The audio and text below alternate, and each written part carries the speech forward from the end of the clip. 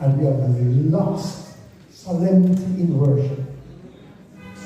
We have lost a lot of solemnity in worship. So today, I really appreciate the songs that were sung. They were in line with the theme and the focus of the Lord's Supper.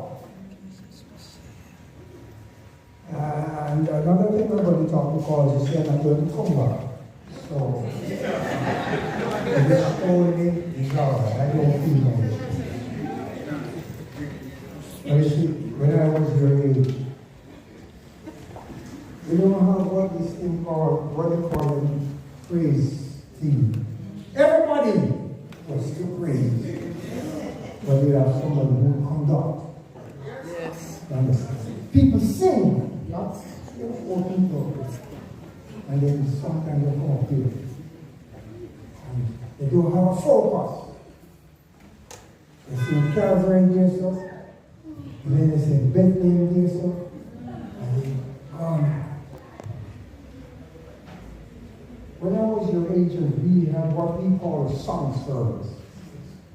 Had a focus. And if you're going to sing about the second coming, you know where we're going. If you're going to sing about, you know where we're going. But the teams who sang, they really did a focus. And I appreciate that. Send down the rain, send down the rain. And you don't really want rain to fall. My opening text for today will be found in Luke chapter 22, verse 31. I want us to read that today. Luke chapter 22 with verse 31. I'm going to speak of that.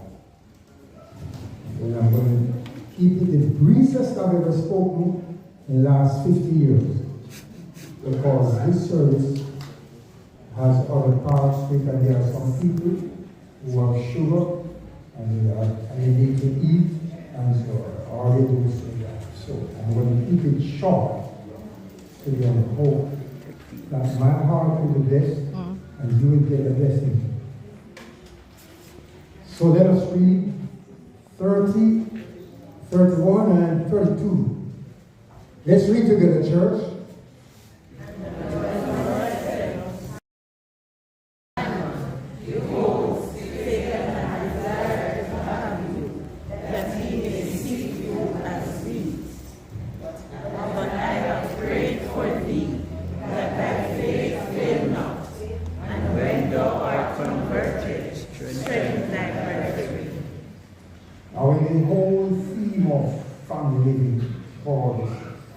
It has to talk about strength, the strength of family, and so on. If you want to talk about the strength of families, you can Google it.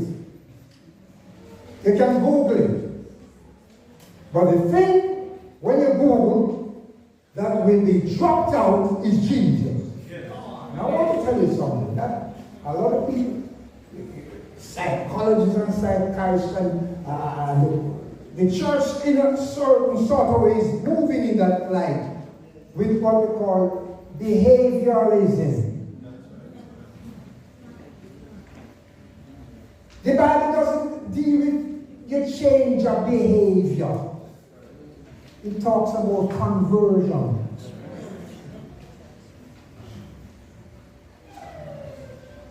It talks about repentance and conversion.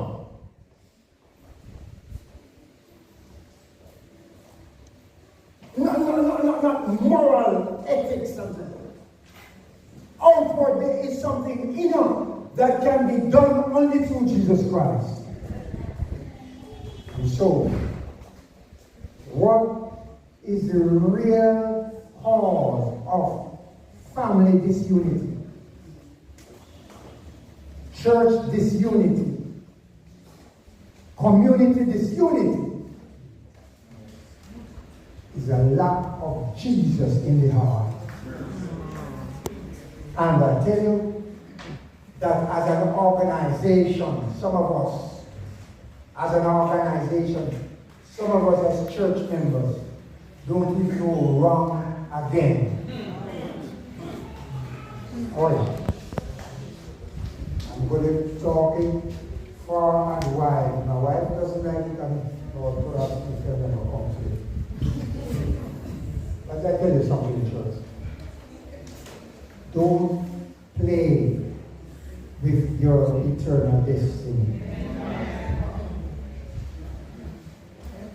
If you want strength in the church, if you want strength in the family, you have to have Jesus to convert the heart.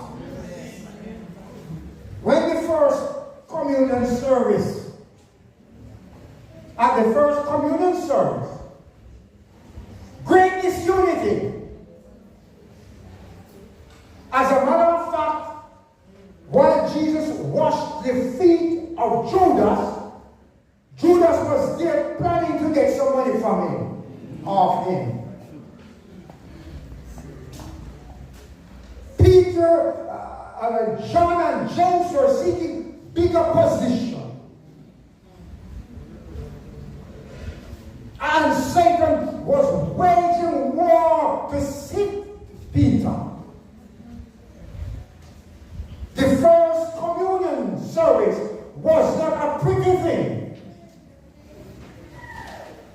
Oh, Jesus preached in his last sermon that was nicely read by our sister. He said, Father, I want my disciples to be united.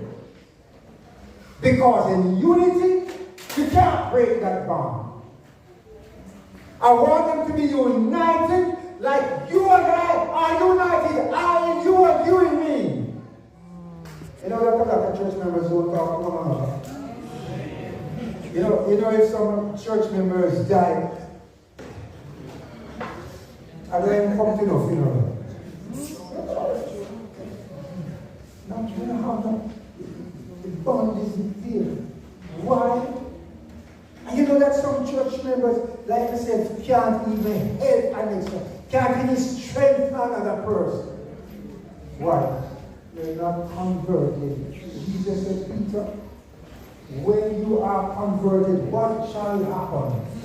You're going to strengthen the burden. Some of us are no use to him or her.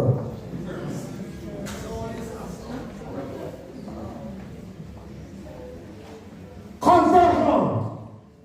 Except a man be born again. It's not a play thing this year. It's not a church going thing. There are a lot of us who don't miss no church service. I'm not talking now. I recall as a young man, I was in a person, early teen, there was a communion service like this. In the days when pastors used to pastor. Come on. I'll tell you something. In the days when pastors used to pastor knew every home.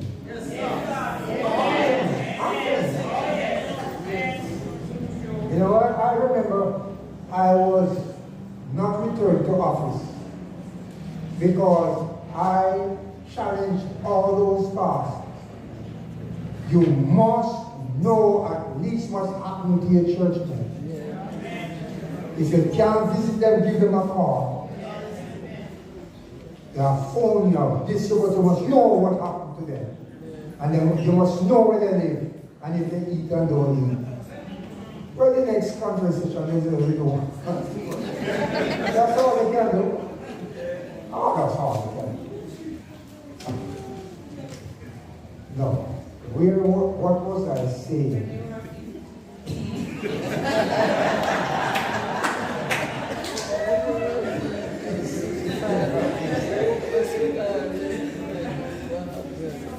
And I remember that pastor preached before the foot washing sermon. Because in those days, everybody must know that this day is communion. And you set your house right before you come and take communion. Everybody knew that. And the one brother came up to the pastor and said, Pastor, I can't take the communion today, you know. And pastor said, what's the problem, brother? He said, brother so and so, brother so and I am not talking.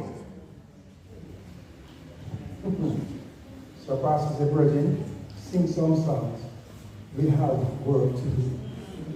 Call the two brothers, you know. Anytime you call a brother, I'm never wrong.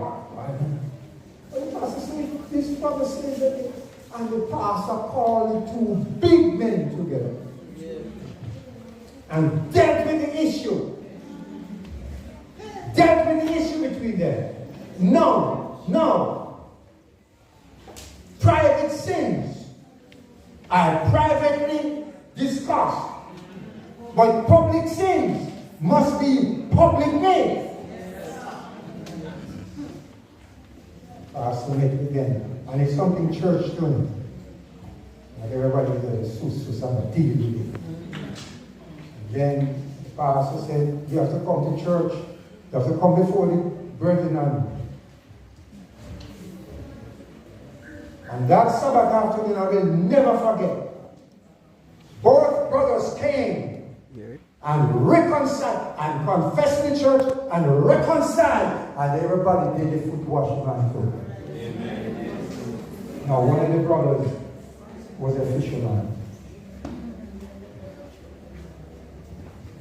And that Saturday night, after communion, he walked 4 miles to his home and went to draw his fish pot with another friend.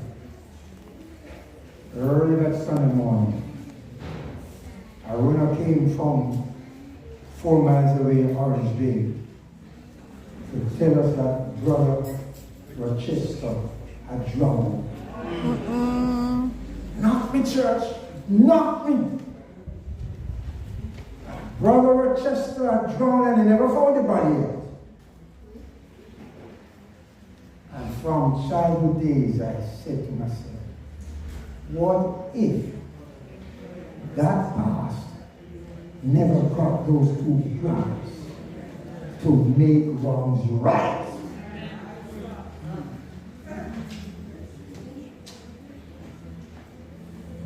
And I ask, brethren, before you participate in this, make wrongs right. We cannot have unity until we make wrongs right.